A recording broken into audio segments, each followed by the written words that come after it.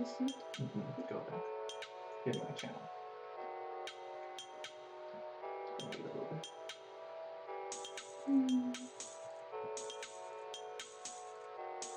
No. Yeah, see? I'll hand it to you on this one.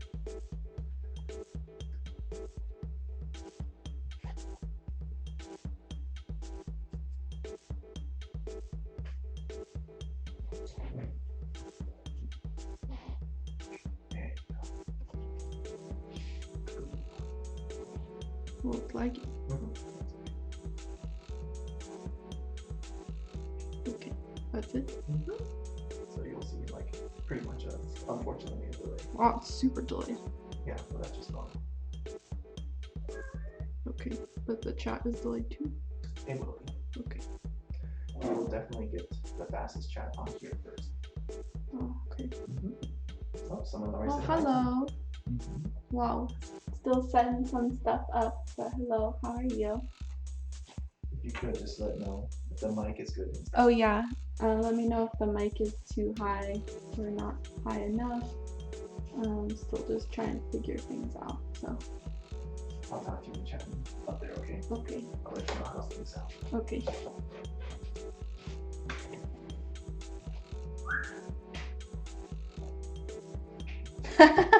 I'm glad. This is the first time that I've done anything like this with an audience, and so it's going to be interesting. I do remember that Twitch chat is a little bit delayed, and so if I read your responses and it's a little delayed, I'm sorry. Figure I'll give it a little bit more time before I start, because I kind of want to do an introduction, and then the rest of the time is just gonna be like sanding, so exciting stuff. Also just gonna be tinkering with things a little bit, so making sure that my plugins and stuff are working right. Also speak very quiet, so if at any point you can't hear me, then just let me know. Let's see. Make sure that works. Make sure this works.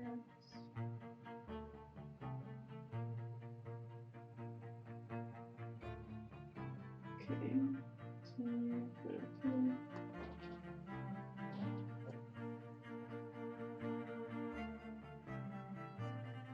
sure this works.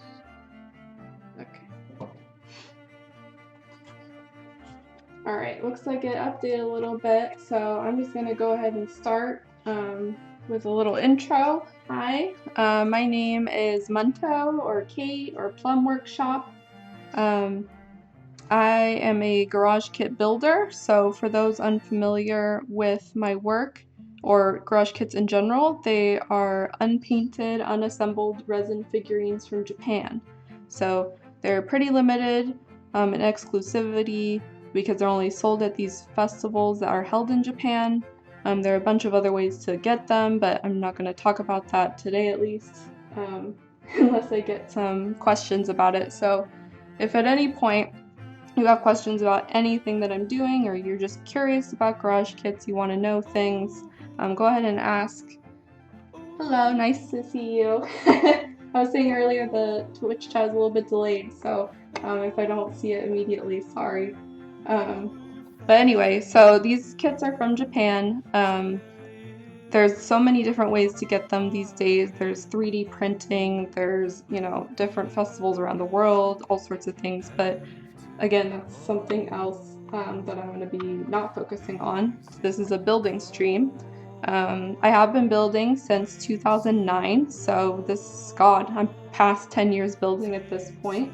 I did want to show a couple of kits that I have built in the past, just so, I get a lot of comments that you're scared to start, or you're afraid that your work looks bad, or you don't really know what to do. And I just want to let you know that a lot of that comes with experience. So yeah, I guess I'll just show you a couple of my stuff, and then we'll open this up and get it cracking. So let me got a couple on my desk right here. This is a figure that I built a long time ago. Hi Boneless, how you doing? I honestly don't even remember what year I built this figure. It was when I was in undergrad in college. And she was one of the very first ones that I went and said, um, like, this is what I want to do. Like, I'm actually really surprised that this came out this well, and I really love this figure. All of my figures hold like a really special meaning to me because they all represent a different point in my life, or something different I tried with my skill set. And this was just like one of the very first ones. I was like, wow, I'm great at colors. Yes, actually, this one was hand painted. I airbrush all of my kits now, but this was, back when I was a poor student, and so all of this is hand painted with craft acrylic paints, like the type you get from a just regular craft store, Michael's, Joann's, any of that. This current kit, yes, I have an idea what I want to do with this Maid. We'll probably talk about it as we get going, but usually, when I start a kit, I try to have an idea of what I want to do with it before I go into it, otherwise I'm not inspired to finish it. So, yeah, this is acrylic. Yeah, I don't know if it'll zoom in, but all of this was just done with, yeah, hand painting. I think at some point, now that I'm looking at her up close, I used inks on the eyes. This is something I don't do anymore. Anyway, we'll move on real quick. A lot of you probably discovered me by this figure, my Alice figure, which was pretty, it went a little bit more popular than a lot of my other stuff. At some point it reached like front page of my figure collection. It won an award actually, 2019, 2018. There was a convention held in the East Coast and it won Best of Show. So for whatever reason, she's very popular. She's very cute. She's survived a lot of moves, and so she's kind of wiggly right now, but it is what it is. So all of this one was airbrushed. So at this point, I was airbrushing. The eyes are all hand painted. Then the latest one that I built, let me bring her up. I guess technically not latest because I just finished a commission kit and sent it off to its owner, but this is the latest one for my personal collection. So this is just a little cat girl, Christmas cat girl. I revealed her as a surprise for all of my supporters and just in general. This one again is all painted with an airbrush and details are hand painted. That's usually the case. Stream stuttery. I don't know what I can do to fix that. Uh-oh. Well, I'll try to diagnose, but if not, I don't know if there's anything I can do this time. I won't be moving around too much for the rest of the stream. It'll just be like sanding and stuff, so it shouldn't be that big of a deal. So yeah, hopefully that'll be okay. But anyway, so this is kind of the progression that my work has taken. I can put them side by side so you have a better idea. But this was, so many years ago, probably close to like 2013 or something, and this is now. So, it takes time to get, where you are in figure building.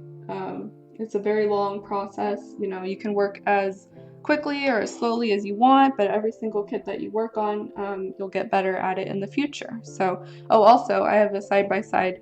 This is a new PVC figure, so that I got. This is Abigail from, oh gosh, I can't even remember the manufacturer now. I'm blanking. Not Aniplex. I forgot. Usually I'm on top of this, but I totally forgot. But yeah, so this is my work and then a PVC figure. Pretty good quality overall, but I have a special place in my heart for kits that I built these days. So anyway, moving on. Today you are watching me because you are interested in garage kit building. Yeah, Amakuni, that was it. Thank you. This Alice or Abigail was by Amakuni. So anyway, so I'm gonna end up saying anyway a lot. But yeah, so we'll be building a Maid today. Those of you who are tuning in for this first stream, thank you so much. You're kind of in it for the long haul. A lot of my kits, they take quite a while to build. I'd estimate that most of my recent builds have taken anywhere between 40 to 60 hours. So I don't know how long this one will take. I'm hoping it takes around 40 hours, but even then, with like a 2-hour stream twice a week, it's going to be quite a while before I finish her. That doesn't even count all of the research that I do into, figuring out color schemes. Yeah. Yeah, it is a 60. It might end up being a 60-hour stream. We'll see. It depends on the quality of this kit. So, I guess a little bit about this kit. This is a Maid that I bought at Wonder Festival in 2019 when I visited Japan. It's by the sculptor, it's KLN, but they also go by the name Ken.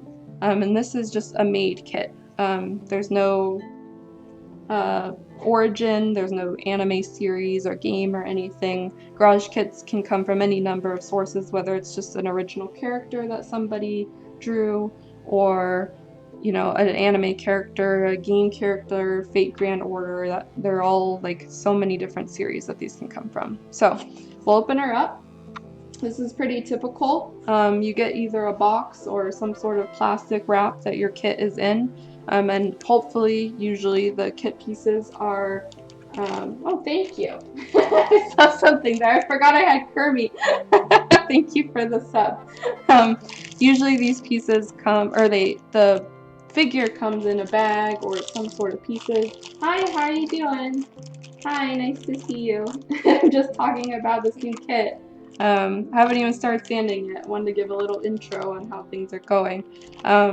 So yeah, the kit pieces come in a bag and some sort of box.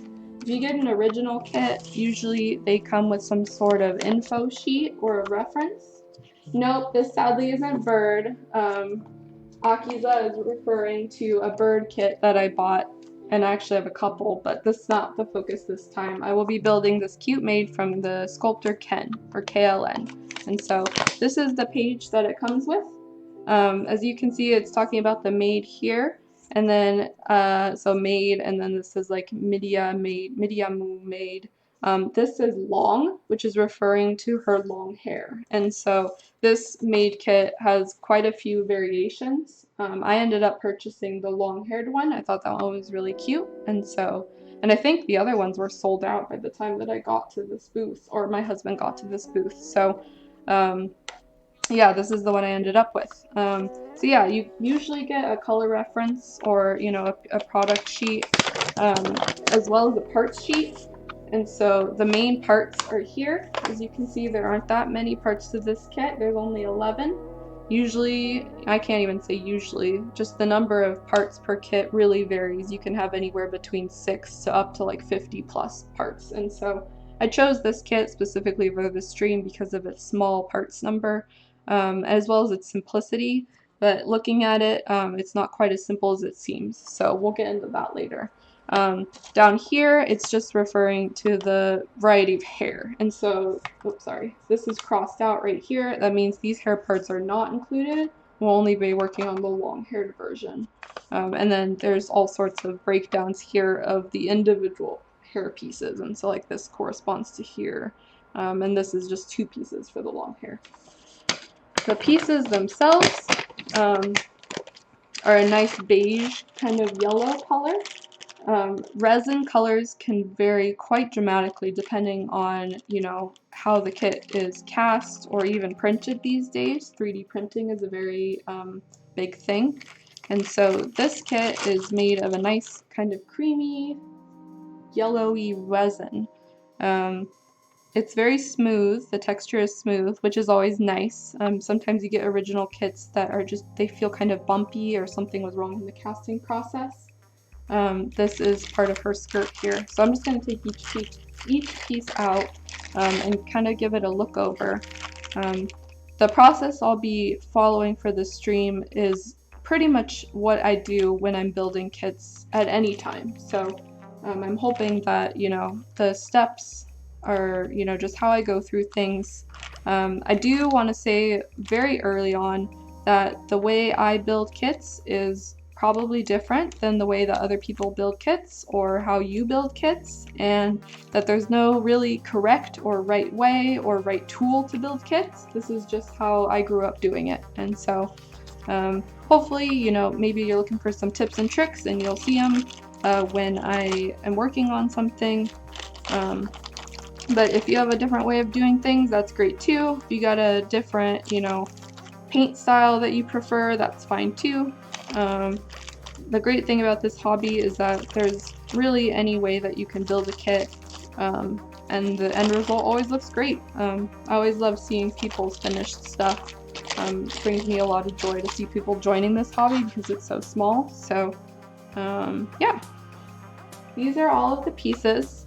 As you can see, they're quite, you know, simple in terms of sculpt. There's a nice, I don't know if this camera can pick it up, but yeah, there's a nice etching by the sculptor saying it's sculpted by KLN here. This is the base of the figure. So I technically did do a little bit of work on this figure before I started the stream, just because I wanted to make sure this figure would be a good fit for it. And so the base is the only thing I really did some work on. So it doesn't really mean much. In any case, this is the figure. These pieces right here of extra resin are called tabs, or just flesh tabs, flash tabs. There's a couple different names for them, but they're basically excess pieces of resin that are left over from the casting process. So the whole point of these figures is, you know, they're put into molds or printed. The molds usually are attached. You know, there's two pieces of a mold, of a silicone mold, and the pieces are put in there, or not put in there, but liquid resin is poured in these pieces, and there's little tabs that run out of the silicone mold to make sure that bubbles go out, excess resin goes out, and that everything's good. And so after the figure is cast, the mold is open and the tabs are broken off, you know, but there's still usually this little bit of excess stuck here. So this figure has a fair number of issues with that. I think maybe that was the biggest tab. So yeah, there's a couple tabs on this figure. There's also these lines here. So there's I don't know if stream can pick this up either. It's a little bright, but there's what's called seam lines here. And these run all along the pieces. As you can see, the hair is a little bit rough. There's this kind of excess resin going on here. This is also normal and part of the casting process. Depends, you know, what figure you get, the level of damage and seam line stuff varies all the time. All the original kits I have, it varies in some sort of way. So this one is like pretty decent in terms of its, you know, breakdown and the stuff on it. The best way to get rid of this stuff, and part of the initial process and all of what I'll be doing today, is sanding. And so sanding is the first step of building a garage kit. The purpose of it is to smooth things out, get rid of these extra seam lines, try to get things ideally to fit, you know, if they weren't able to before, and then prepare it for the next steps, which is, you know, bathing your kit and pinning it and fixing more issues, and then moving on to stuff like priming and painting. So today's sanding. This kit, you know, actually does fit together kind of out of the box, and so, you know, there's a little bit of ways that I can make it look cute already. So this is what she'll look like when she's sort of assembled. I will be pinning. Thank you. I just got a notification that somebody has followed. Thank you, Yaya. Anyway, yeah, so I will be building this kit and doing magnets and regular pinning on it, so you guys have an idea of what both looks like, because there's definitely some magnetization that can happen here. Thank you for subbing. I appreciate it. So yeah, let's just get started on sanding, and I'll kind of talk through things. At points I probably won't be talking. I'm not much of a talker in general, so if you just have questions you want me to answer, that's fine. Otherwise, thank you. Thank you for subbing. I keep seeing these Kermies out of the corner of my eye. I'm like, oh my god, it's Kermie. But yeah, so I'm just going to be sanding and hanging out. I have some music going on in the background. Yeah, I'm not much of a talker, you know, in real life in general. Building kits is kind of my decompression, what I do to relax. And so I try to keep things pretty mellow. I actually don't watch, other streamers or podcasts or anything while I'm working. It's just kind of a time for me. And so I'm hoping, that I also realize that it's probably a good idea if I share with other people too, because I have so much knowledge of this hobby, and I'm just really interested in seeing this new generation of artists come out. A lot of my followers on Instagram, on Twitter, are younger than me now, and I'm realizing that I'm the senpai role now. So maybe, I should be helping out other people, making sure their fears are not, as big of a deal as maybe they're making them out to be. Keeping this. Oh, I got a question right here. Am I going to use both the face plates? I'm not sure actually. Yeah, so good eye there. This figure actually comes with 2 face plates. One of them is kind of a standard eye. She doesn't have a lot going on here. And the other one has sculpted indented eyes. And so usually I would install magnets here and use both of the face plates, so you're able to switch them out. But this figure kind of doesn't really have a lot of room here for doing that. Usually you'd put the magnet in the middle here. So I might end up putting a magnet here and here on the hair, so I can just switch the faces out. I'm like looking at stream while I'm doing this. Yeah, so I can switch the faces out here. Or, I'm not sure yet. I think I'll probably do magnets here, but then there's the issue of her head here, which is a tiny little neck. And I usually like to use magnets on that, but her head is pretty heavy, so I may end up having to use a wire in the neck. If I only use magnets instead of pinning, what part would I clip onto while letting things dry? Good question. So usually when I'm using magnets or installing magnets, if it's a really small piece and a small magnet, I just let the magnet stick to the alligator clip. Otherwise, I try to drill a little hole next to it and keep that area free so I can put an alligator clip to it. So for example, I have this little wire here and I have this piece here. This piece probably isn't a good idea, but actually this kit may be tough for that, whatever. So yeah, so if I put a magnet here in the middle of this piece, I would either drill a little hole like here on the left of it or up here maybe, and that way, I can stick the hole in or stick the pin in pretty far and then hold it onto the clip there. These days, it kind of depends on my mood. I put magnets on clips all the time, and I don't really have a problem with it. Sometimes I drill a hole big enough where I can just stick a toothpick in. Let's see, in general, what do I prefer, magnets or pins? We'll get to magnets soon, guys, but good questions. I'm glad you're eager.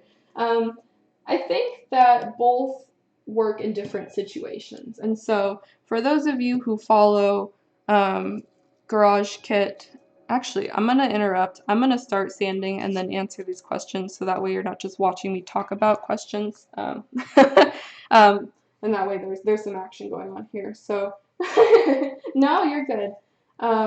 I think that both magnets and pins work, but it depends on the situation. And so these days, I think what I was saying earlier is a lot of Japanese builders prefer to use magnets, and I agree that those are great. I've used magnets a lot more in my kits these days. They have a lot of pros. They're great for, let me think real quick. I'm not a very good multitasker, it turns out. So they're great for assembling. And so the thing about magnets is that with a pin, usually you have to pull the piece in and out. Magnets, you can just kind of stick them together, and then that's it. That's how it fits. And so it makes assembling and deassembling a lot easier to do. Another great thing about them is if you are selling your kits, as in painting them for people and then selling them to them, it makes shipment a lot easier. Before, when I would just glue kits, I mean, you have this whole kit assembled and you just have to ship it in just one big thing. And so if the kit has a lot of delicate pieces, it makes packing it up a lot harder. I have found magnets are also great for big connector pieces, and so I may not use it for this one, but you can see it kind of has a big connector here. I would install a magnet up at the top here in her kind of bloomers area, and then down here in the apron area. and then when you put the two together, it'll just snap and it'll fit. You can take it out, put it back in. It has the same amount of strength as a regular pin. And so pins or not pins, magnets are great for small spaces, especially areas with big joints that you want a lot of support in, because you can vary the magnet size. You can have, tiny 16th inch magnets, you can have big 1/4 inch magnets. They're variable. One thing they're not very good at, I would say longer pieces, so it doesn't really apply to this kit, but I have had kits in the past where, you get a really long, thin hair piece. A magnet isn't going to work on that. Usually you have to try to adjust your pins.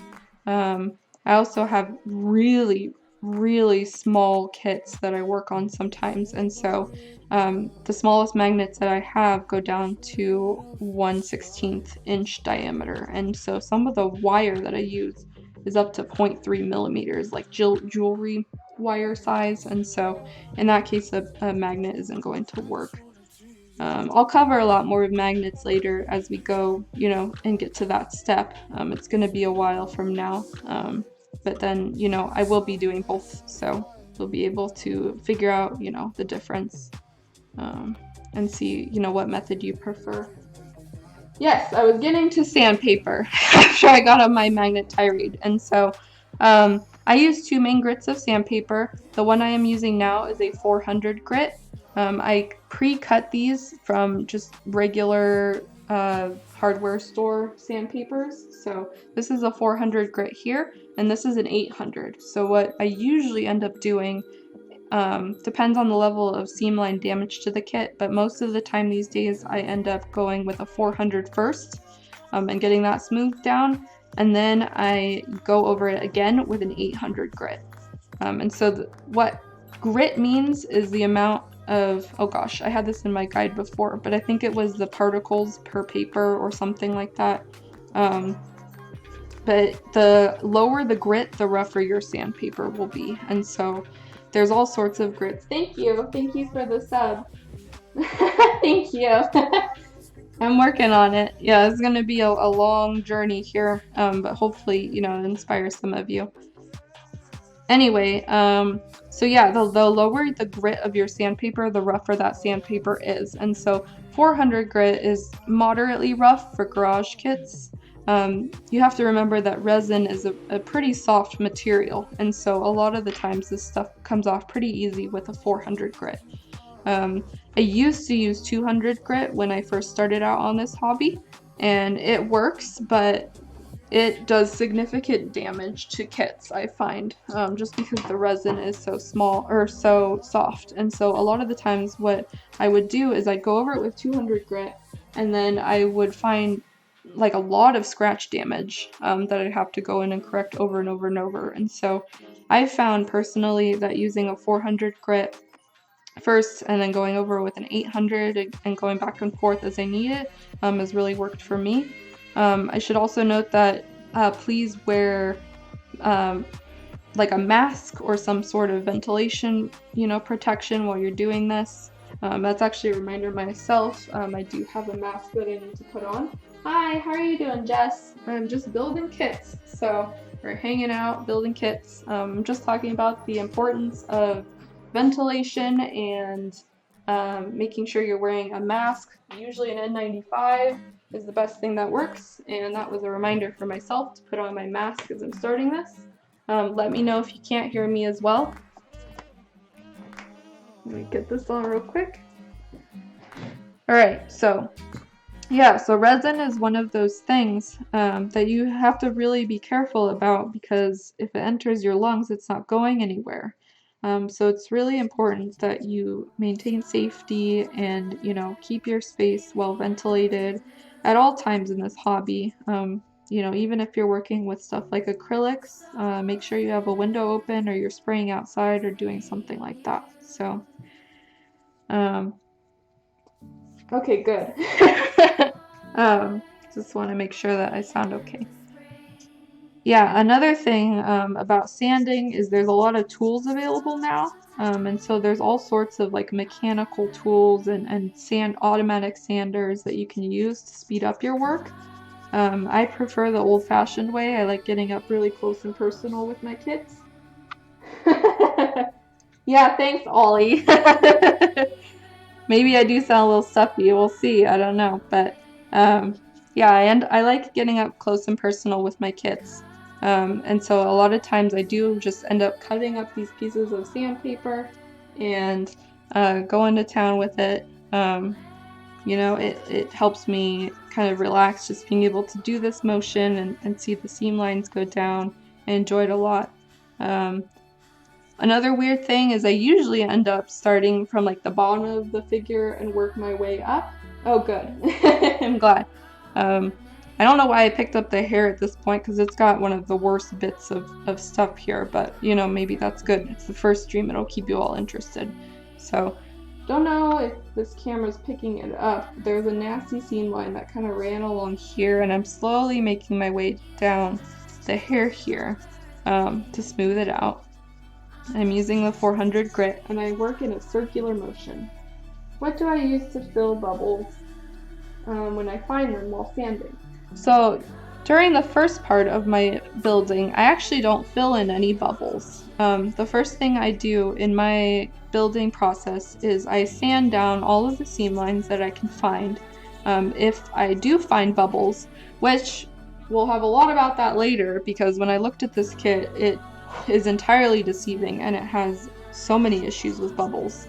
I mark them with a drill bit, and so I've got a couple of pin vices here, and this is a drill bit. This is a really small tool here used for just kind of pinning or finding issues and kind of digging them out. It works for bubbles. Oh, good. Good luck on your test tomorrow. I don't expect to talk so much, but I'm finding that when you're talking about something that you love, you just kind of go on and on about it. But yeah, so the first thing that I do is I sand all of the kit down. If I find issues with bubbles, like there's kind of one right here, kind of too small to find or to see in the camera, I mark it with my pen vise early, and so I go in there and I just take a mark and dig into it, and then there's a little hole here which I will go and fill in later. The reason I do this after and fill in bubbles after is because I prefer to give my kit a bath before I start all of the pinning and bubble filling. I like having that clean surface to work on. Those steps are kind of interchangeable, so I know some people that fill in all of the bubbles first on their kit before they, give it a bath, because a little bath won't hurt it. What I mean by give your kit a bath is that after you're done, in my case, with all of the seam line sanding, I put it in a batch of solution. It can really be anything as long as it contains a degreaser. In my case, I use Simple Green. But I put it in a bath to remove what's called mold release, and this is just kind of a byproduct that's left on your kit after the casting process. So, do I have a link for my pin vise? Not particularly for this one. I think this was a Tamiya brand one. I may have even purchased it in Japan, but it's specifically designed for like 0.1 through 0.5 millimeter pins. I also have this larger one here, and this is one that you can find basically in any hobby store. It's like that generic brand. It comes with two different like nozzle thingies here, and so you've got a fine one here with a fine opening, and then if you turn it over, it has a bigger opening. Let's see, I can get this. Yeah, so this is the bigger opening one, and then this is the small opening one. Oh my gosh, this camera. Can't tell. Yeah, Hobbytown should definitely have this particular pin vise, this large silver one. Thank you for the sub. I do appreciate it a lot. This is my first stream, so I'm just figuring things out here and kind of ranting, but I appreciate it. But yeah, I would look up like fine pin vise or just pin vise, either in Amazon or Google. The brand doesn't really matter to me. I just wanted something that could fit these small pins. Yes, a 0.3 millimeter drill bit. Let me pull it out real quick because I've got a whole pack of them here. I have this here, which I'll also go into later as I'm pinning and, you know, doing that sort of thing. This is a full set that I bought in Australia when I visited, and it comes with a bunch of different pin vices, or pin drill bit sizes, sorry. There's some big ones here. So this is a 1.6 drill bit right here. This is the biggest size that this has, and I find this is pretty much the maximum end that I need when I'm pinning with brass or piano wire. Any smaller than, or any bigger than that, and it's just, I'd rather use a magnet. 0.3 on the other hand is all the way down here on the other side. To be honest, I rarely use 0.3 unless I'm working on a super small chibi kit. My most recent commission I needed a 0.3, and so here's the difference between a 0.3 and a 1.6. Bring it down a little, yeah. So 0.3 will definitely work, but you're probably not going to get much use out of it unless you're working with extremely delicate chibi parts. The wire that accompanies that size is usually like jewelry wire, and so that's super flimsy. It's not really going to work for much. My most standard size I use is around a 0.6 to 0.8, and so this is a 0.6 drill bit in here right now, millimeter, 0.6 millimeter. This is a 0.8 millimeter, and so wire comes in a lot of these sizes. You know, I work with smaller scale stuff anyway. Oh yeah, you can use paper clips, but paper clips aren't going to be in 0.3 millimeter size. Those are probably closer to like 1 millimeter size.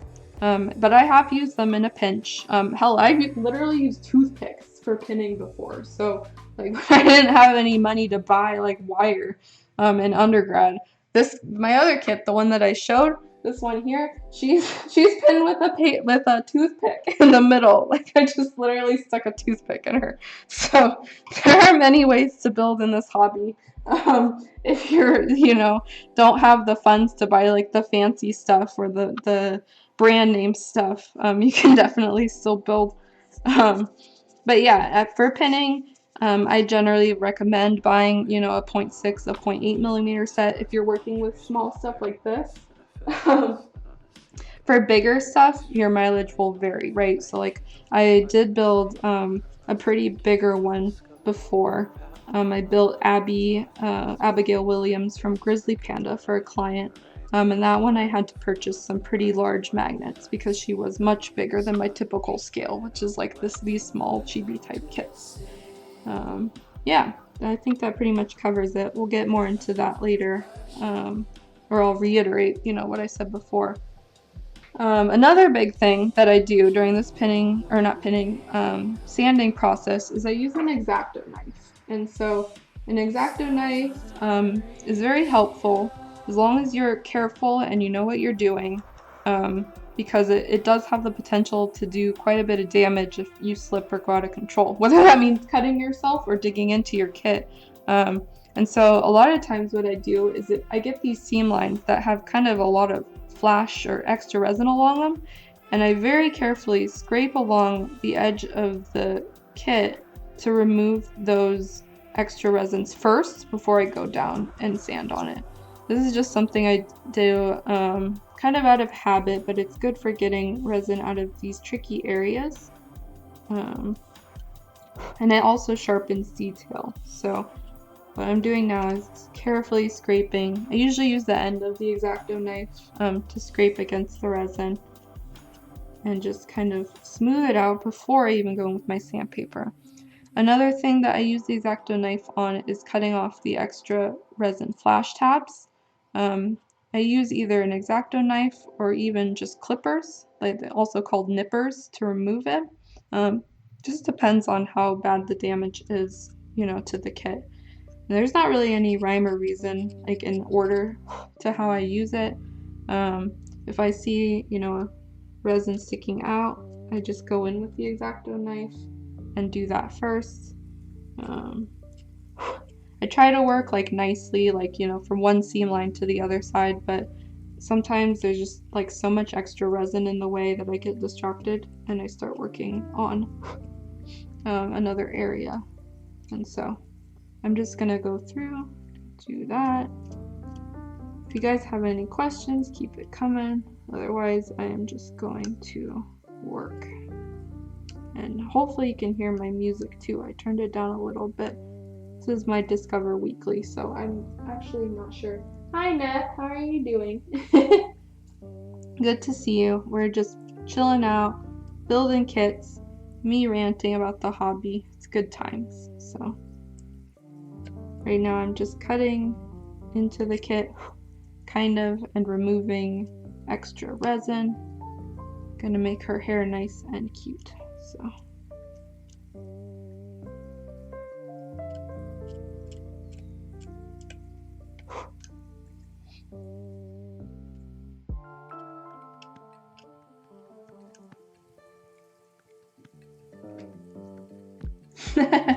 yeah. I hope you're not sanding your actual cat. Oh, your cat with a fish. Yeah. Hope that one's going well. From what I saw in your photos before, it looked like you were pretty decently far into it. But I'm really excited to see, it's starting to come together. I thought, at first I read that, and I thought you were sanding your cat with a fish. I was like, what does that even mean? But I got it. Good, I'm glad some of you guys are working on your kits too. That's another reason I wanted to do this stream as well, is to kind of give people a dedicated time and place to be working on kits. A lot of people that I talk to or I get emails of is, they don't have time, or, they just are trying to figure things out, or they're too scared to start. And so hopefully this stream will give you guys a time, to start, and you'll be able to work alongside me. If you do end up doing that too, I'm be very, very pleased to see what you end up building in the end. You can either tag me on Discord or go to my Twitter or at me on Instagram or something, because I absolutely love seeing everybody's finished works. Especially a lot of younger people now. I'm considered one of the olds now in the hobby, because I started this hobby when I was, an undergraduate. And now, I'm going to graduate school and I've been working, so it's just cool. Yeah, that's true. It's pretty cold here too, so I really have a lot of trouble priming or doing painting, because, you want to open and get that ventilation or do it outside. Also, a lot of spray cans and stuff don't really work in colder weather. I was trying to use a spray adhesive on a puzzle, because I did a puzzle recently and put it on my wall. But the spray adhesive wasn't working at all, because I tried to spray it outside and it just was too cold. So all of the prep can be done, in these winter months, and then we'll go from there. Well, that's good. It's good at least, you have one day above freezing. We actually got a storm here again. Yeah, I've been staying inside the whole time. It was a big ice storm that happened, so let's see. So right now I'm still sanding. I'll be saying that a lot. This kit has a lot of nubs and kind of flash tabs along the edges of the hair, and so what I really want to do initially is just make sure that all of those are gone before I start any real corrections. On how to sand, let's see, got a bit. Ooh. Yeah, be mindful of your primers and stuff, because they do usually have temperature requirements. They work best in a certain range, and so I have had issues with that, with primer that doesn't really work as well. Never was an issue because I used to live on the West Coast and the temperature was kind of consistent year round, but now that I'm living in an area with seasons, the weather has a big impact. I had to get used to different things like thinner ratios and stuff and kind of adjust them. So yeah, what works for me too, well, in terms of painting and stuff, might not work best for your climate. Just something to keep in mind of. A lot of this stuff depends on where you live. Let's see, opinion later on how to sand it. And yeah, sure, you can at me in Discord. later, and then I will take a look at it and try to offer some input for sure. Let's see. I'm liking the songs that are coming up on this Discover. Sometimes it's a little bit odd. I mean, my music choices are usually pretty indie, but this is ending up like really chill today, so I'm pretty happy. Let's see. There's a really tiny piece of resin, like seam line, stuck here in between the hair. So right now I'm going in it with the X-Acto knife, and I am going to sand with this piece of paper. Oh, I did also want to mention, on top of like paper, sandpaper, I have these flexible sandpapers, and so this is something that you can buy online. I think I bought this pack while I was in Japan, just because I thought, oh, that's cool, and I'd never tried it before. It's just sandpaper with kind of a textural, you know, cloth backing. So it's an abrasive cloth. Yeah, this is very like chill, you know, crack open a window, drink a whiskey, sit by the fire type music. But yeah, so I use the sandpaper sometimes. Depends on the kit. I like to cut it up into these thin strips and use it that way. And so some people have made like these little apparatuses that hold, you know, the sandpaper on either side, and you can sand. Oh, have a good night. I know it's pretty or late over there, so I'm glad that you tuned in. I appreciate it. Yeah, have a good night. So yeah, I like to use these thin sandpapers when it comes to areas like in between kits, and so this kit has like areas that are kind of hard to reach. And what I do is I attach an alligator clip, and I kind of grab the other side with my finger. Sometimes I put another alligator clip on it, and I go like back and forth with it. Depends on this is a very rough way of me demonstrating how to do it. I'm usually not this bad at that. But yeah, I kind of go back and forth on it. And so cloth sandpaper is a great way to go into these like areas and crevices that are really hard to reach, especially like right here. You can kind of see this hair piece curves in.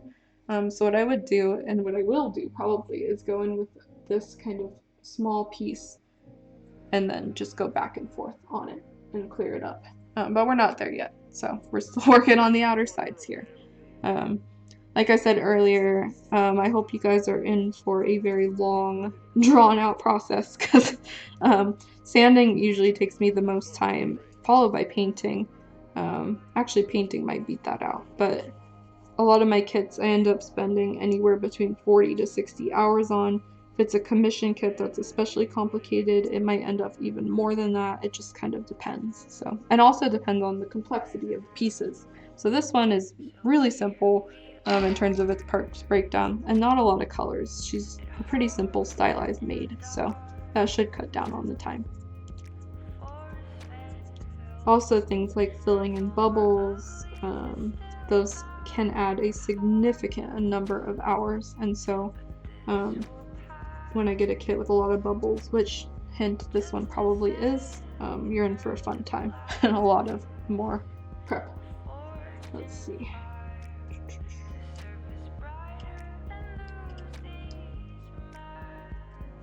No. Okay.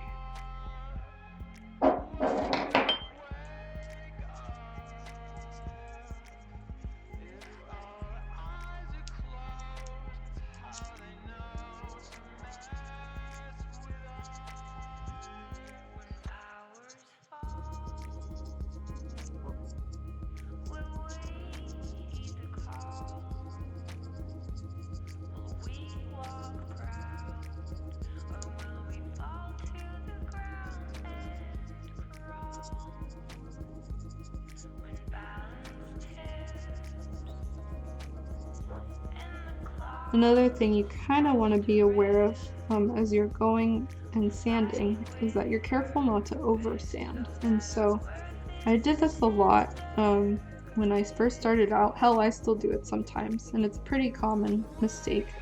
Is you may get a really deep seam line or an area with a lot of damage, and your first instinct is to go in and just, I gotta sand all of it off. What sometimes happens though is that you end up over sanding the area, and that results in a loss of detail. And so what I like to do is just kind of work slowly, make sure that, I'm checking the flow of the piece.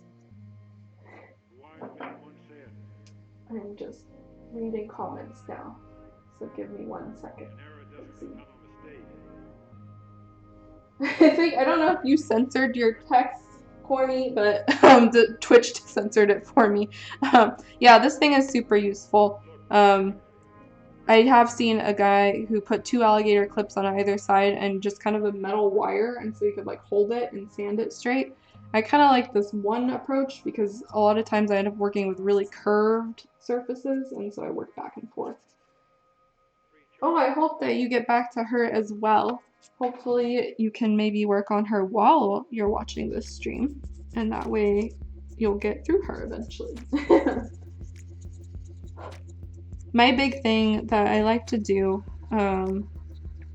is stick to, I want to say like 1 to 3 kits. And a lot of people, well, I don't want to say a lot of people, some people, whatever, they have quite a few kits on their workbench and they just, work on different things all the time.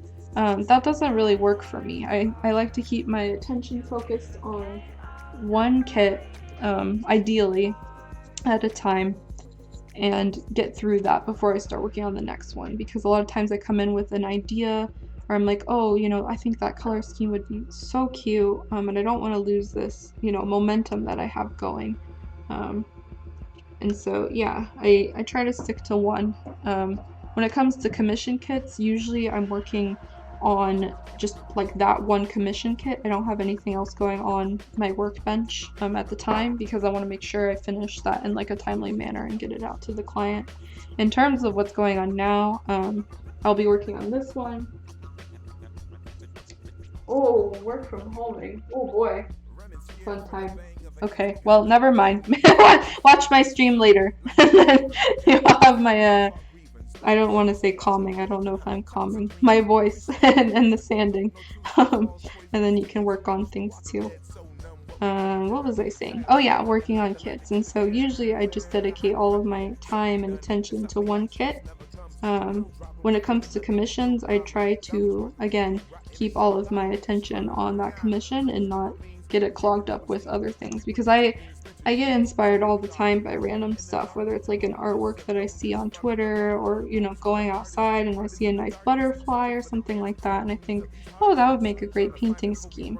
So sometimes I write it down and come back to it. Other times it's like a bug that won't leave my mind, and so I have to like build that kit.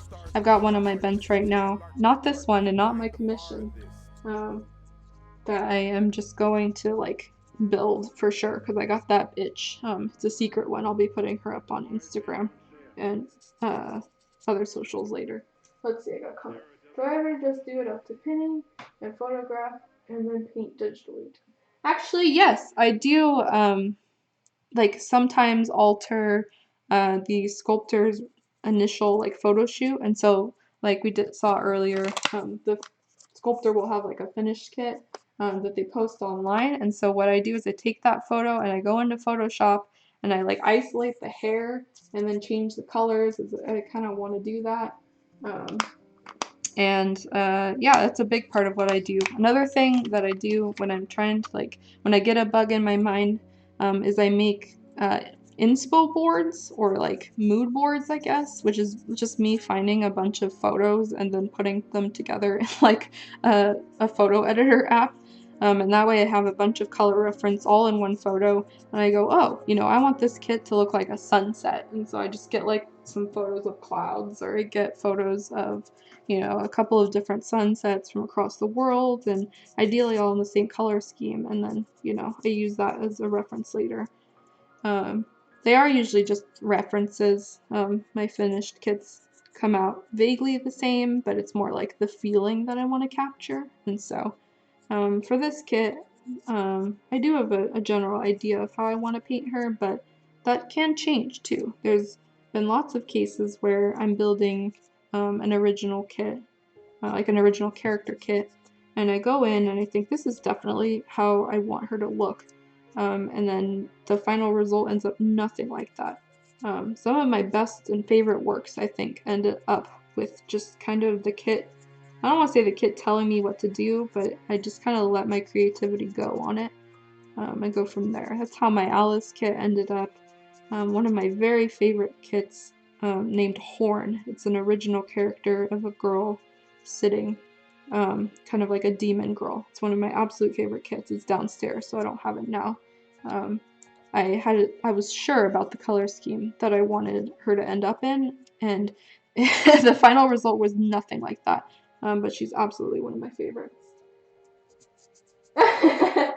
Oh no, we lost your clear resin part. Oh god. Yeah, I've been there, done that. That's something, hopefully you find it, because especially with clear resin, that is going to be super annoying to try to find later. Whenever I drop a piece, I have like a mini panic attack, because I'm like, where did it go? Especially because now I don't have carpeted floor, I just have like wood floor, and so it just bounces and ends up somewhere. Spend like an hour looking for a piece. Sometimes I see butterflies. It's more just like I'm inspired a lot by nature, flowers, you know, general stuff like that. A lot of like Twitter art I go on and I just like, and hopefully it comes back up in a reference later. My main job is, or was, I guess, now that I'm going back to school, my old job was not very creative, it's very logical, and so building kits and taking inspo and looking at art is all a very different and calming release for me.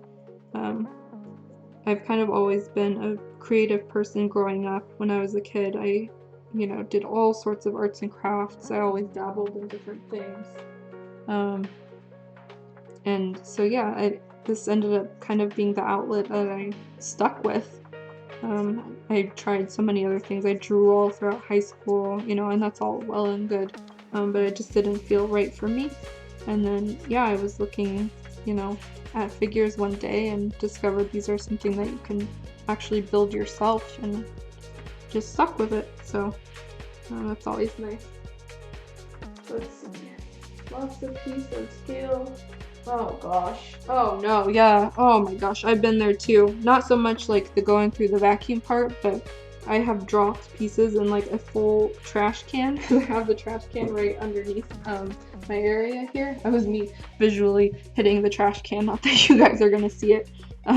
But yeah, I've had pieces like drop and bounce into that trash can, and yeah, it's not a good time when you have to go through that stuff.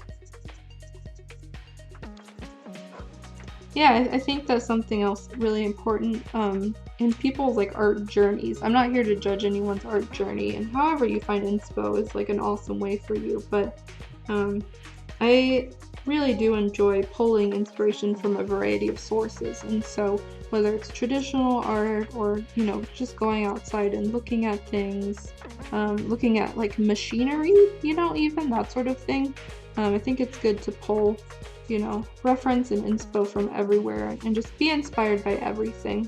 Because if you limit yourself to only looking at like anime and manga inspo, you know, I personally don't find a lot of enjoyment in that. And not that I don't love it. I mean, I'm building like kits all the time and stuff, but a lot of what I build, like even this kit, it's not really like from one anime or manga character. It's just like somebody's original Maid. You know, and that it's a little different with my art that I usually build, and the kits that I am drawn to, and so I don't know really where I'm going with this. I'm just kind of in Sanding Hill. Take inspiration from everything. Be like Yotsuba. I'm gonna get a drink real quick.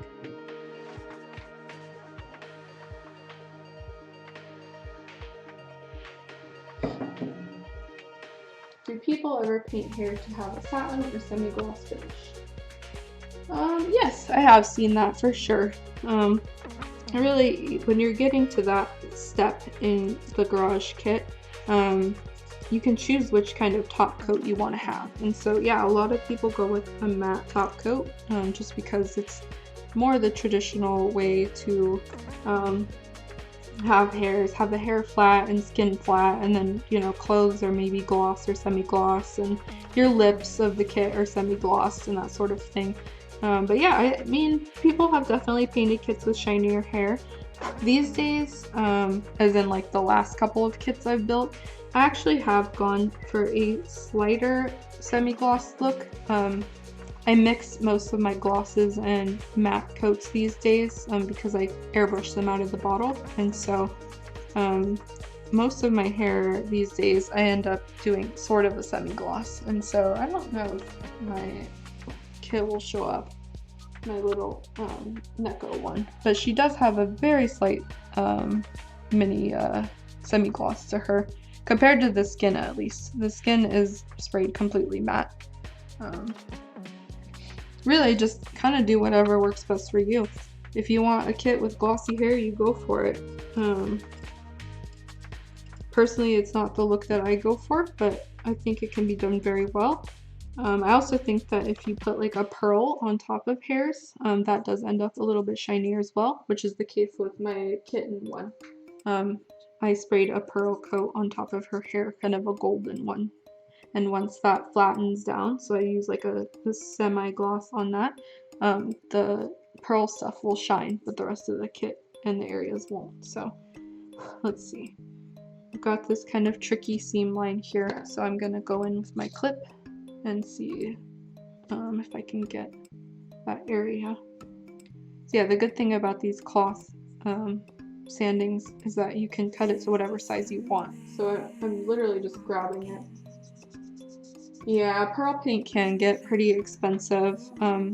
These days I like to use Mr. Crystal Color, which is an airbrush paint that you can buy, and it comes in a variety of colors. I've got a whole bunch of them on my shelf, and I really like their gold. I think it's Topaz Gold. I used that one on, gosh, 3 of them now. I used it on Abigail, I used it on that kitten I just showed, and then my most recent commission, which was Nemarine. She's popping up here and there on my past builds. She's like the little chibi in the dreamy setting. That's my most recent one I just finished. She also had a pearl top coat hair. So I'm noticing a lot of Japanese builders trending toward using that, just because when you matte down the area, or the piece, it still leaves a really nice kind of subtle glossy shine. And I think that works really well on hair especially. Hair is one of those things where you want it to be flat, but you want it to look lifelike. Like nobody wants dull, nasty hair. Like you want it to be full of bounce and kind of fluffy looking, and so pearls will really help you with that. Same with skin as well. A lot of sculptors and painters have started using a pearl top coat, or a pearl like on top of their skin color. Yes, fantasy and pastel hair. I like that color scheme and idea as well.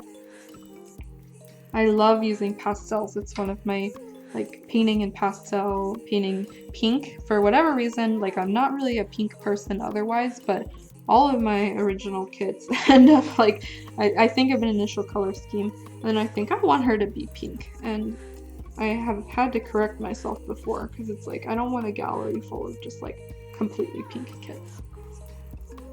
This one will not be pink. I've already decided on that, so at least we have that in check. Okay. This kit is interesting. What I'm noticing is that as I'm sanding down these seam lines, there's these areas of resin that are a slightly different color. I definitely don't think this is something that the camera would pick up, at least not this webcam. But there's this beige resin here, and there's sort of a clear resin here. It doesn't really impact anything. It just looks like it's part of the casting process. But yeah, there's weird things that can pop up in your kit that are totally normal. Let's see. It's a pretty deep seam line running along the edge here, so I'm gonna have to go in with the 400 a little more.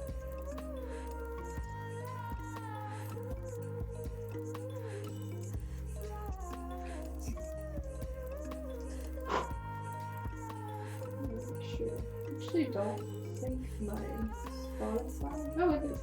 I'm not a fan of this song. I'm just gonna skip. There we go. Yes, me too. Blush is one of my absolute favorite things to add to a kit. Um, I usually do that at the end after the face is matted down, because by then you're pretty much done. And it just gives your kit that little bit of lifelike touch, um, that it's just fun to add. There's a couple different ways you can add blush. You can paint it on with like enamel paint or even acrylic paint, very thinly. Um, the most common way by far is to use some sort of pastel, like artist pastels or hobby grade pastels, and just give it a little swipe on the cheeks, and that'll add a lot of life to your kits. It depends on the kit that I'm building. I really enjoy using blush. Sometimes it's not like the right vibe, I guess, out of it. And so like I did that blush on my kitty kit, and I don't think I'd used it on my Alice kit that I showed earlier. Just depends on kind of the final look that you want your kit to have. It's also very easy to overdo blush, so it's one of those things that I go very slowly on, because usually when you're applying pastels, it will end up staining your kit and your paint job in some way, so you want to be sure you don't do too much. Oh, with prize figures, that'd be perfect. Yeah, prize figures are already like not super detailed anyway. They've gotten a lot better, but adding, even just pastel shading to like the legs and stuff, that'll give them a whole new dimension. Some chalk pastels at present. Oh, it didn't stick at all. You have to ask Akiza about that. What I would probably do is even take a really fine grit sandpaper and rub it along that area and then apply the blush, so that way it has something to stick to. But I'm always like nervous about doing PVC like modifications, because I've added top coats and stuff to PVC before and it hasn't gone well.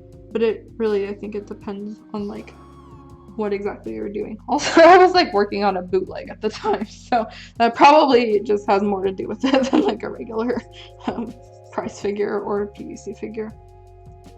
It's funny, I build lots of kits, but I basically just do zero like PVC upgrades. I have definitely a couple of kits where I'm like, I wish I would fix the color of that, but it's just not something that I take the time to do.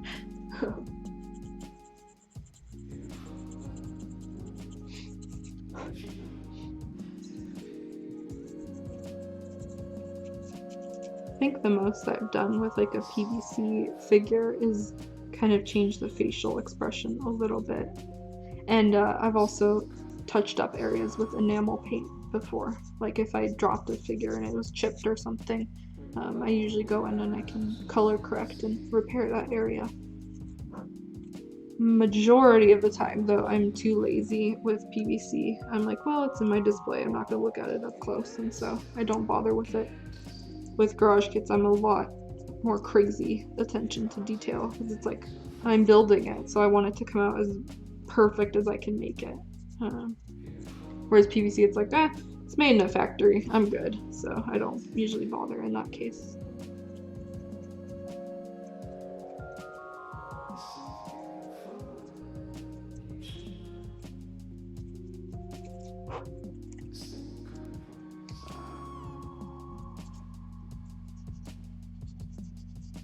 Maybe with any luck, we'll finish one piece in this 2 hours that I've spent talking.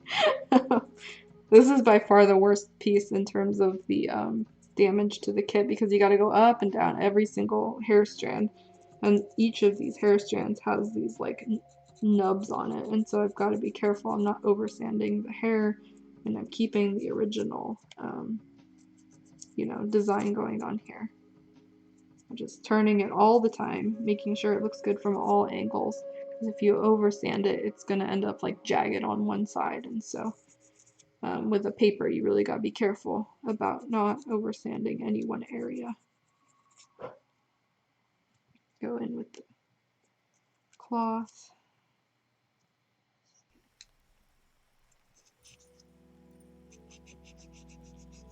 So yeah, I'm just kind of holding it. Let's see. Did I find starting airbrushing overwhelming when I transitioned from acrylic painting? Absolutely. I actually had an airbrush and had a compressor for over 2 years, just sitting around, and I didn't start using them because I thought I am too nervous. I don't want to get started in this. I'm used to, hand painting. I think my kits come out decent. And yeah, it just kind of sat in my room. It survived a move. I didn't take it out at all. And I don't really even recall one day I was just like, I think my skills are good enough. I think I need to move on. I want to try learning something new. And so I took out, the airbrush and I started working with food coloring and just water and taking apart my airbrush and figuring out, exactly what I need to do with it before I even put paint in it. And I think that was using a new tool and figuring it out was one of the things that scared me most, as well as like, what if it looks bad? Like, what if I don't know what to do? Um, are there even any guides online that can help me with this, or is this something that I'm just gonna have to learn by myself? And so what I did a lot of the times is I looked up my like airbrush model, which is, let me see, pull it out. It's an Iwata, so this is my airbrush. This is an Iwata HPC Plus. This is kind of my #1 most used tool in terms of painting. It's a dual action airbrush, which means that it paints down and sprays out, and you can control the flow by pushing it back and forth. And so you push it back, and then it'll spray out. This is called a cup, and so you pour the paint into the cup here. This is like a top feeding cup. There's also airbrushes that have a bottom feeding like attachment. So you've got like a little jar or something, and it'll feed, the pressure will siphon the paint up from the bottom up and out. But yeah, so this is my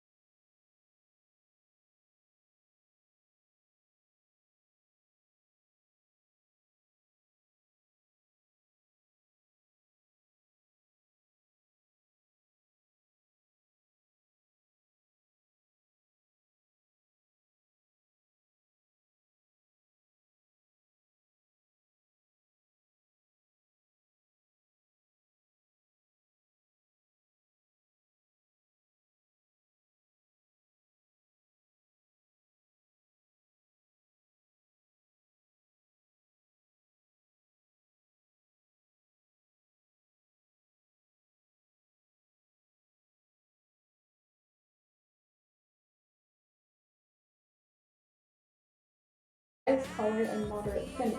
And if so, which do you think is better for beginners? Oh, thank you for subbing as well. I appreciate it. I do have experience with Gaia's color, or Gaia color. You talking about Gaia notes or Gaia's color? Or is there even a Gaia's color? Because I'm only familiar with Gaia notes. I can pull it out real quick. Well, thank you for the sub. I do appreciate it.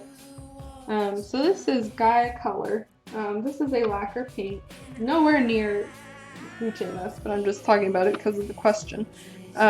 This is a lacquer paint, so it's only suitable for use with an airbrush. I don't use typical hobby thinners, to be honest. The only time I do that is with enamel paint.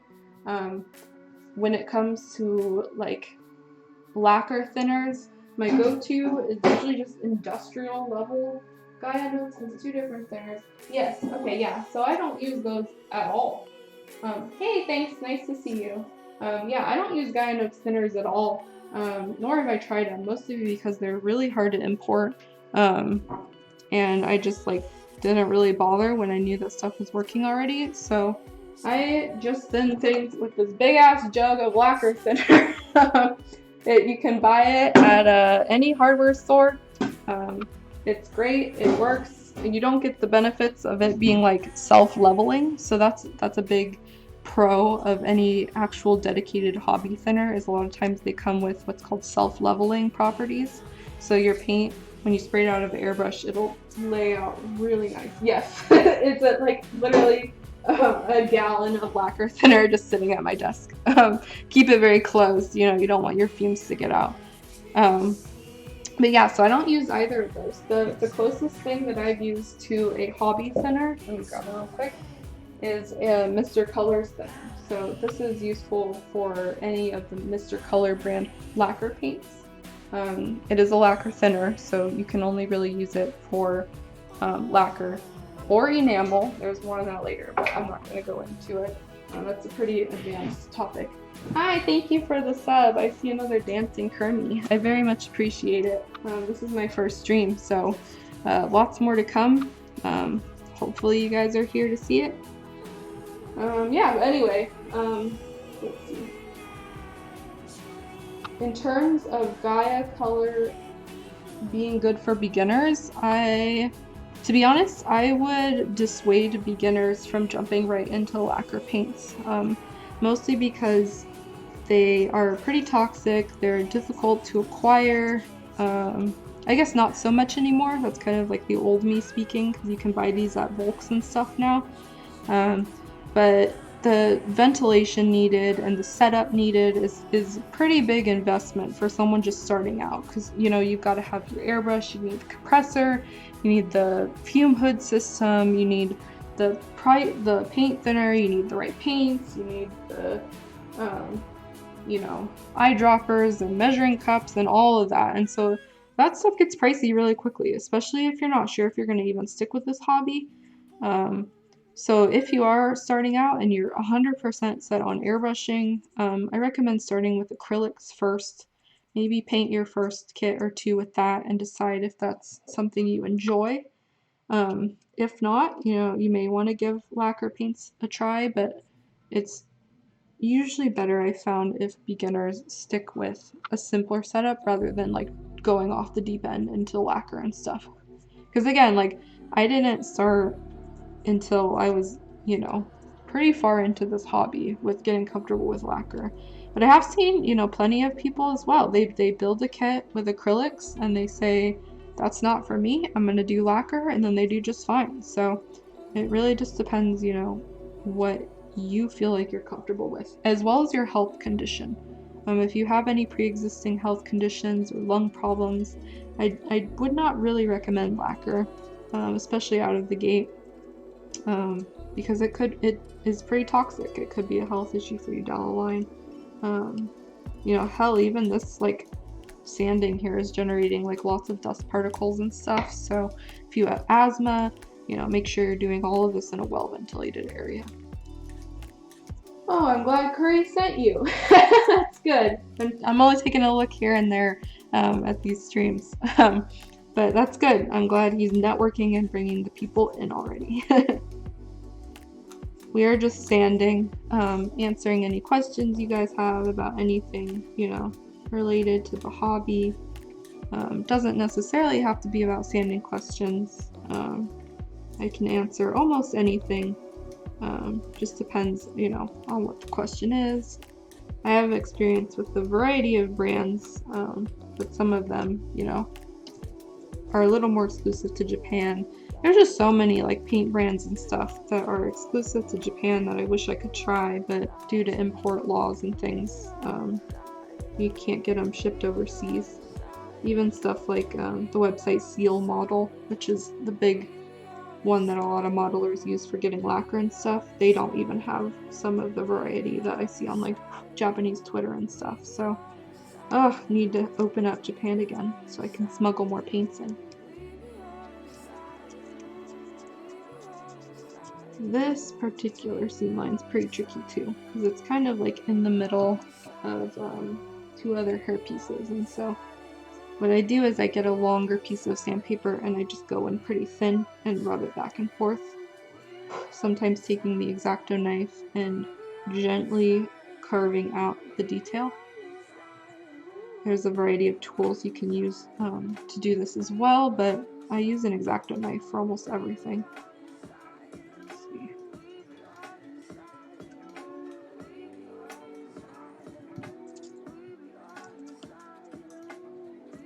Let's see. Okay, this one here. Luckily, I haven't seen that many bubbles yet, at least not on this piece.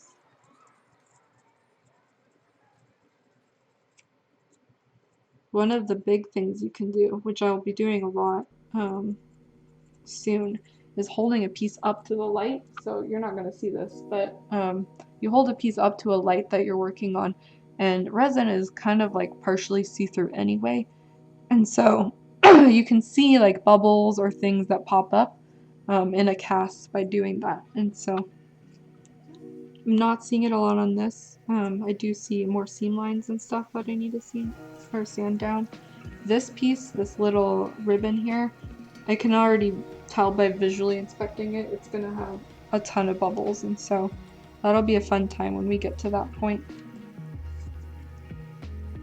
Let's see. Get a drink.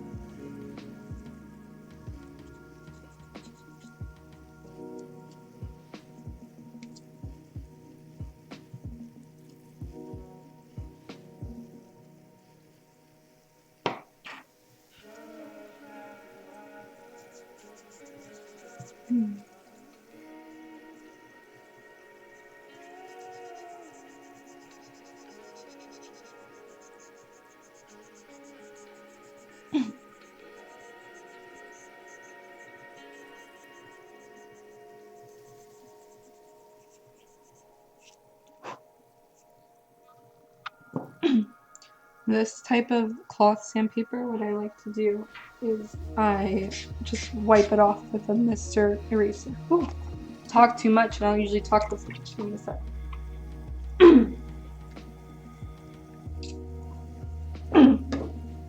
So yeah, I like to wipe it off with a magic eraser.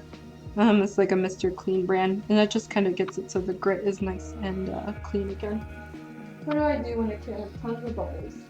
Like a kit I got has a lot of them right under the surface. It's really bad. That's kind of the case of this one as well. You can visually see them, or they're like right under the surface. I'll definitely go into this further because it's one thing to like get a kit and it has some bubbles and you can like, you know, repair it with some putty. But what do you do when your kit is like full of bubbles? In that case, I like to bring out something a little stronger. And I don't know if you can see it from here. This is the base. It might be too hard to see. Well, also it looks like I'm a little jumpy. But there's bubbles all along the edges of the space. like tons and tons of them. Looking at it, there's dozens just like in this one area. So we'll get there. I have a specific putty that I use. Um, really, like if what I would do if I had a kit with a lot of bubbles like this one almost, is if you can see the large ones, I would pop them with the drill pin vise and drill bit, even if you have to go in there and just do like tons and tons of little ones. I would do that first, and then you can start to repair it from there. Because what happens if you don't repair them? It is, you know, if you put on a primer and the primer doesn't cover it, those imperfections are going to show up in your paint job no matter what. And so I would rather take the time and like pop the bubbles and fill them in than, you know, risk getting that far and painting and then seeing like it has a texture like Swiss cheese. Like to me, that's just not something that I want in my kits anymore. Um, so yeah, this hobby really is like 80% preparation and getting your kit ready for painting, and then the other 20 is like painting it and adding the cute details and the fun base and stuff at the end. Like vast majority of what I do is sand and, you know, fill bubbles, prime it, sand it down again, get things ready. Yes, thank you. I like just ran out of water, so I might have to run downstairs or something and grab some more. I think I'm okay for now, but yeah. So yeah, when you're building a kit, you know, the biggest thing, even more than like having all these tools and stuff, is having patience. Because it's a pretty slow process, at least for me. There's lots and lots and lots of builders I know who can just pump out kits and build things so quickly, and I'm always so impressed because I really just kind of sit here for hours on end fixing details and prepping things and making sure like the surface. I'm a very like textural person, so I like, you know, making sure the kit feels good. I like seeing the kit and knowing that everything's filled in.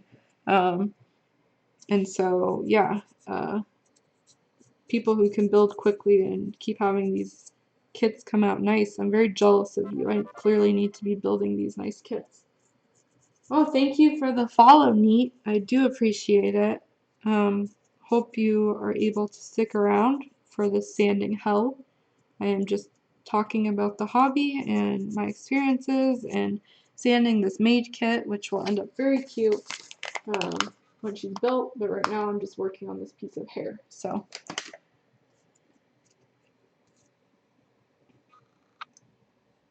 let's see. I don't know if my music cut out. Oh, looks like I already cycled through things. So let's see. I am just going to play my playlist and hopefully we don't end up with some weird stuff because I got some really weird stuff on here. Might end up with a wide variety of things. No more pure chill. You could end up with some chill and then some Anamanaguchi and then Nicki Minaj and then the Beatles, and it just kind of goes all over the place. So we'll see.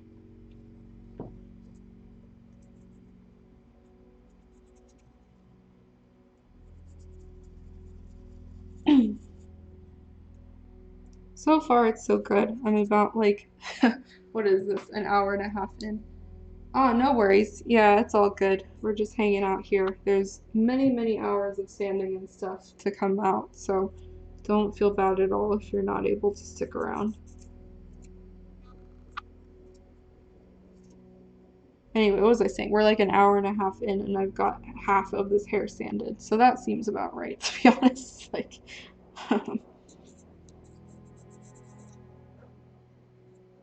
there's a very particular spot here that I keep sanding that I'm not happy with, and so what I'm going to do instead is just drill a bubble.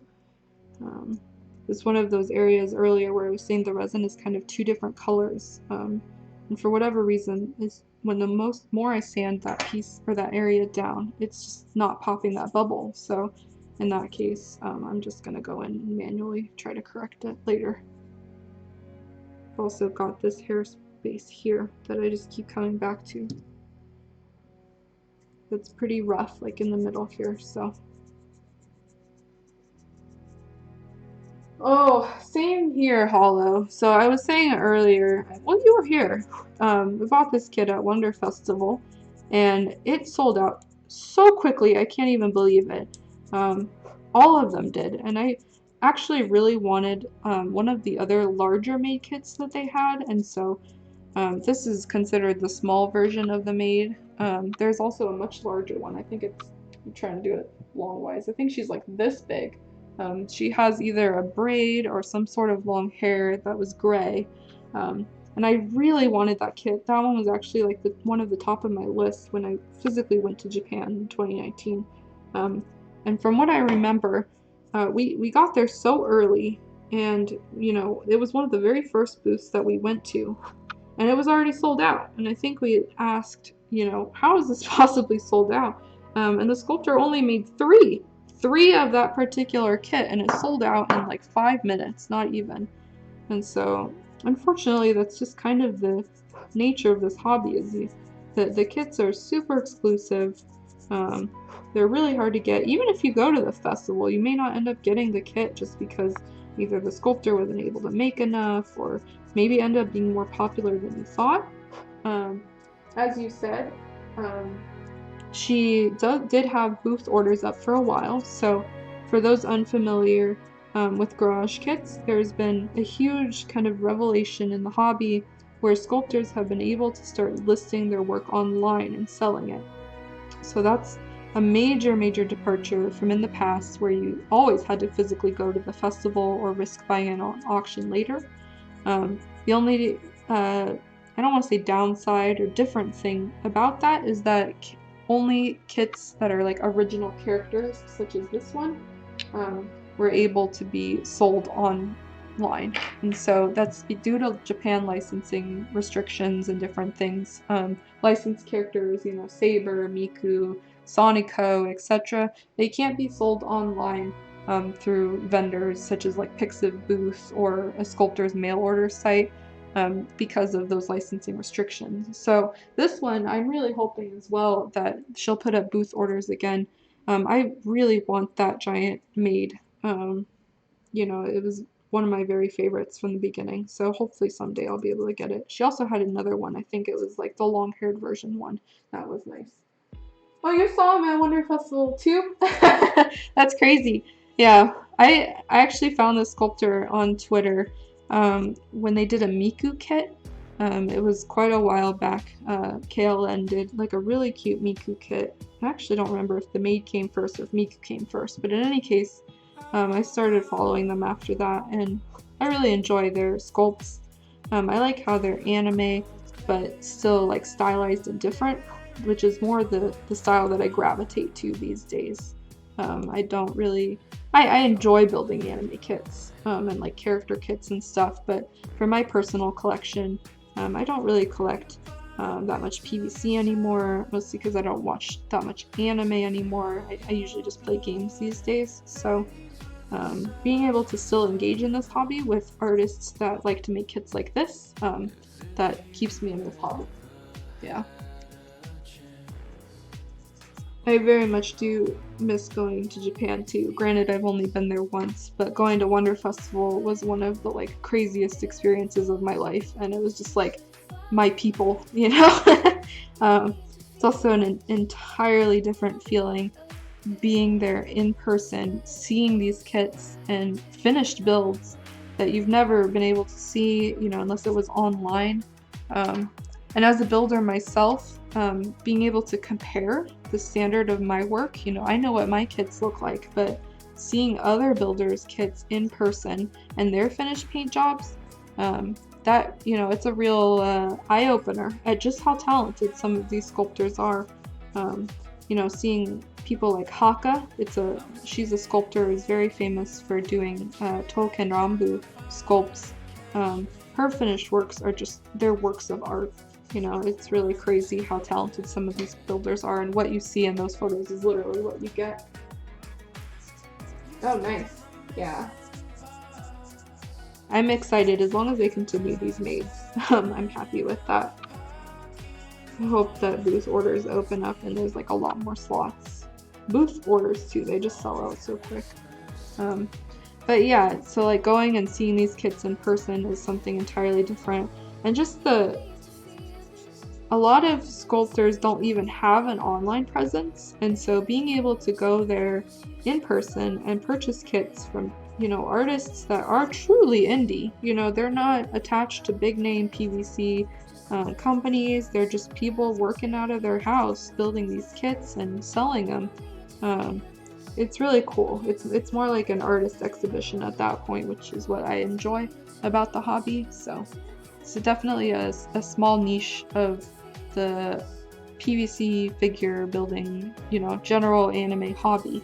Um, but it's cool. It has so much history, and that's part of why I stick around. Let's see.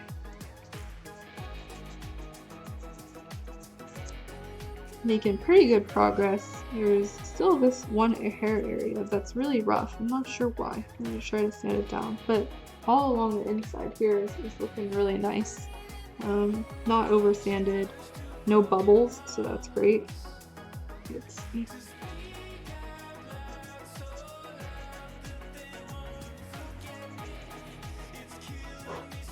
Haven't heard any extremely weird music yet, or diverse, as I might say.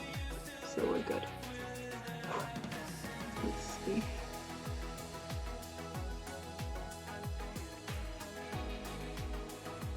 Yeah, that's one thing I really do miss in terms of all of this pandemic and COVID and social distancing are just festivals and conventions, traveling. Those are all things that feel so distant now. And yeah, they're such fun experiences and ways to like engage with whatever hobby you're into, whether it's like a gaming convention or, anything like that. Just seeing and being around people who are into that sort of same thing, it's just a total different experience, Even these online festivals and stuff, they're nice to have, and you can get Discord groups going and chat with people, but it just doesn't have the same presence as going to somewhere in person. Even if like the main reason I go to conventions and stuff is just to buy things, there's still, you get to know artists in the area and, hang out, go to panels, that sort of thing. So I know a lot of cosplayers are suffering right now because that is their whole livelihood and lifestyle, and it basically went away in the blink of an eye. It's pretty rough. Hobbies like this, it's okay because you're just sitting at home, in your cave the whole time anyway. But yeah, the ones that rely a lot more on social interaction, that's pretty rough. Oh, yeah, I feel you. Right before COVID hit, I'm talking like the month before, maybe even like a couple weeks before we went to our last game convention, and then COVID struck, and it's just been nothing since then. Seeing, cons and stuff get canceled one after the other, it's pretty not a fun time, especially if it's something that, you always looked forward to doing. Okay.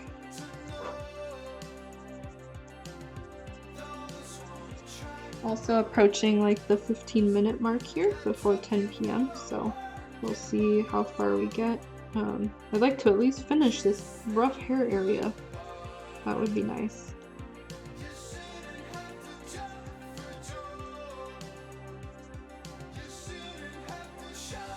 Thankfully, it looks like the rest of the kit will be a lot easier because it's on like flat surfaces. So, as much as I'd like to do an all-nighter, I told myself I don't want to burn out when I'm doing this, and I do want to reserve this stream, like the time that I use for this stream is on this kit only, so I won't be working on this kit outside of stream hours. I want to keep it fresh and let you guys really see all the work that goes into it. I also want to keep watching Digimon movies with my husband. We've been watching those for the past couple nights, and I've never watched Digimon. I've never been into it. I was always a Pokemon kid, but these movies are really fun and really sad. All you Digimon kids that grew up, I feel really sad. Let's see. No worries. Let's see. Did I end up using any paint? Let's see. Oh, I think I know what you mean. Oh, yeah. Okay. So, paint slower or paint like, okay, it's literally called paint retarder, which is a slowing agent that you introduce into your paint to help it stop drying so quickly. No, I don't introduce a retarder into any of my paints. It really depends on your climate, I think. But even when I lived in a pretty dry climate, I'd never introduced any of those agents into my paint thinner. A lot of hobby thinners will also already include that. So, you know, if it's something that you need, I would recommend checking those out.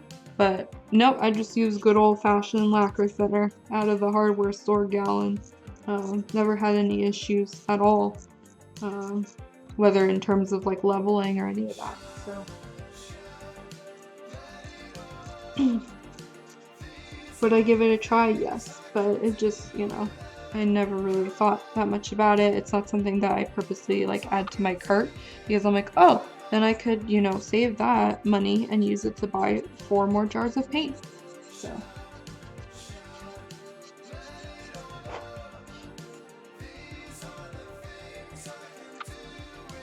I do know many people that use it successfully though. So again, it's just really whatever works for you. If you like using it, if you're interested in using it, heck, give it a shot, you know.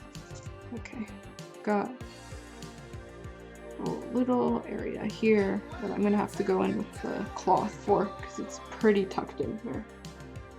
Well, I take pictures of the kit. Yes, I plan to do that for sure. I usually only start taking photos really once I've like got the kit pinned and I'm ready to start doing those further repairs.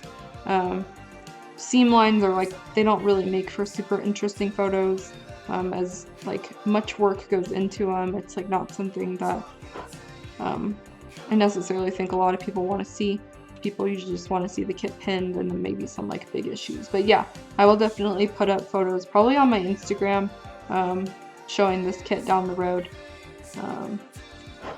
Yeah, unfortunately, like as nice as this camera is, it's pretty good quality, but it just doesn't pick up really tiny details. Let's see. Yeah, I don't know. I have heard that it's recommended by a number of modelers, but I just go through so much lacquer thinner that the price per like small jug of that self-leveling hobby thinner is just too expensive for me. Because I even use like, I've used those Gaia Notes enamel thinners and they come in a jug that's maybe like this big. And I go through an entire one of those like per 1 to 2 kits, maybe 3 kits if I'm lucky.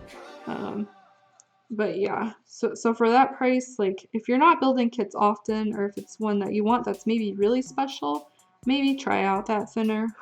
Otherwise, I would just go with like the regular stuff. I'm always down to try new products, but once I get used to something, I like to stick with it for quite a while, kind of master it before I move on to the next thing. I don't explore as many brands as like other modelers, so I really only got like 3 paint types, maybe 4 up on my bench. You know, I don't use a ton of different thinners. I'm not big on the clutter and stuff, so I just like to keep a small arsenal of stuff.